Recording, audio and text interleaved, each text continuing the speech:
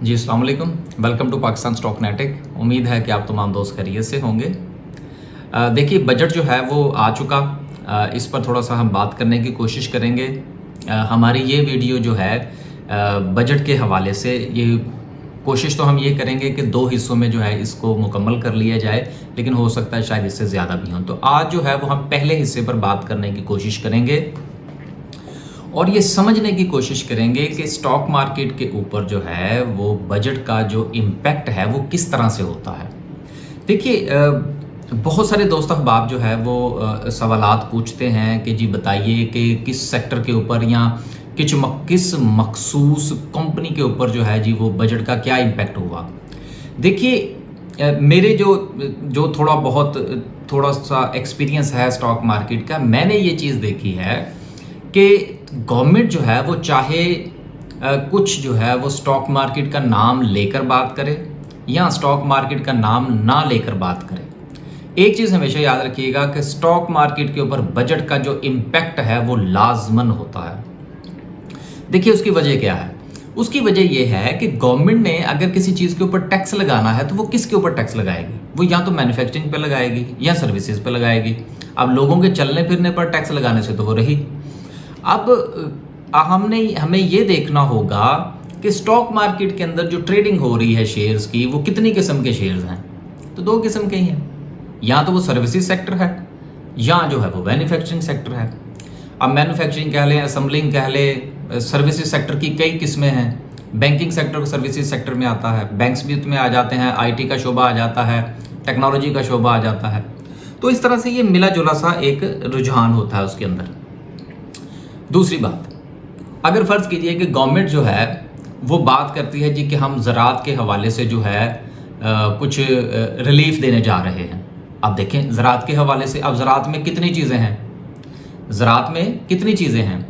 Number 1 tractor, number 2 बिजली, number 3 पानी, number 4 खाद। अब आप इन चारों शोबों का जायज़ा ले लीजिए। बिजली का चलें, चूँकि वो डायरेक्टली होगा, लेकिन अगर गवर्नमेंट जो है वो किसी किस्म का रिलीफ देती है तो पावर सेक्टर के ऊपर इम्पैक्ट आएगा।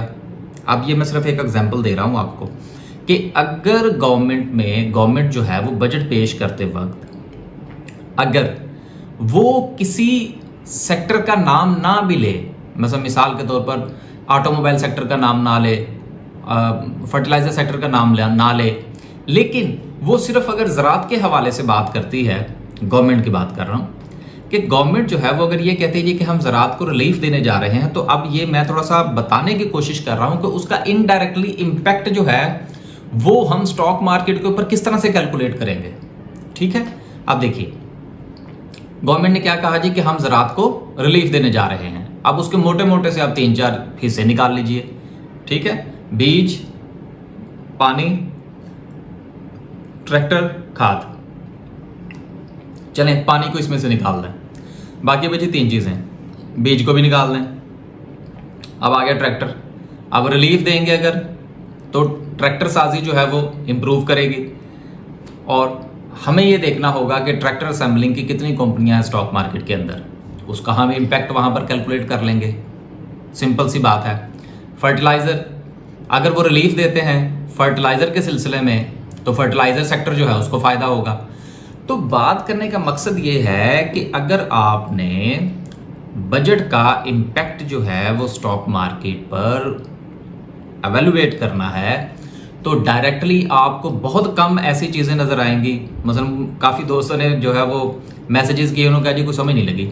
देखिए बात यह है कि डायरेक्टली कोई चीज़ जो है वो हमें लिखी हुई किसी जगह से नहीं मिलेगी कि जी ये ऐसा हुआ है, नहीं। ये हमें चीज़ों के लिंक्स को आपस में जोड़ना पड़ता है कि अच्छा उन्होंने ये कहा कि वो ज़राई शोबे को रिलीफ देने जा रहे हैं। इसका मतलब ये होगा कि अगर वो ज़राई शोबे को रिलीफ देते हैं तो उसमें ट्रैक्टर्स की कीमतें कम हो सकती हैं, खाद की कीमतें कम हो सकती हैं, बिजली की कीमतें कम हो सकती हैं।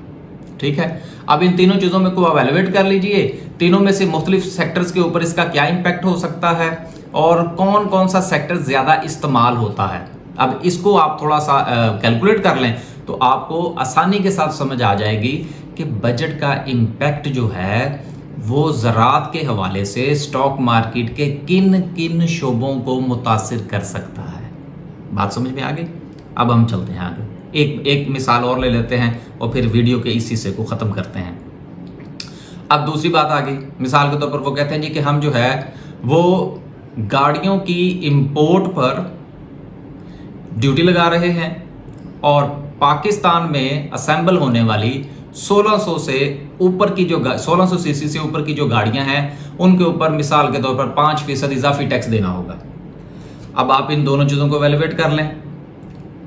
नंबर 1, इंपोर्ट की जो गाड़ियां हैं उनके ऊपर फ़र्ज़ कीजिए उन्होंने 100% जो है वो टैक्स बढ़ा दिया, तो इसका मतलब क्या होगा कि जो लोकल असेंबलिंग गाड़ियां हैं, जो लोकल असेंबल होती हैं पाकिस्तान के अंदर, उनकी सेल्स में इजाफा होगा। अब ये एक पॉइंट आ गया हमारे पास।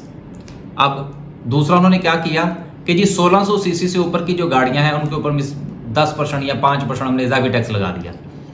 अब 1600 या उससे ऊपर की जो गाड़ियां हैं वो कौन सी कंपनियां बनाती हैं, उनके ऊपर नेगेटिव इम्पैक्ट। 1600 या उससे कम जो गाड़ियां बनाने वाली हैं उनके ऊपर पॉजिटिव इम्पैक्ट।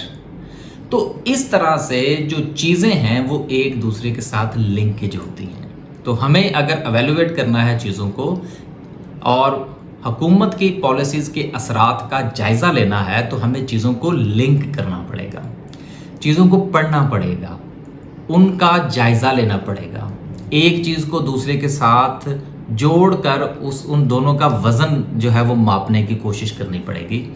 फिर कहीं जाके हमें अंदाज़ा होगा और हम सेक्टर्स और कंपनीज़ की निशानदही कर सकेंगे कि आने वाले दिनों में कौन से सेक्टर्स और कौन सी कंपनीज़ जो हैं वो परफॉर्म कर सकते हैं। अल्लाह हाफ़िज़।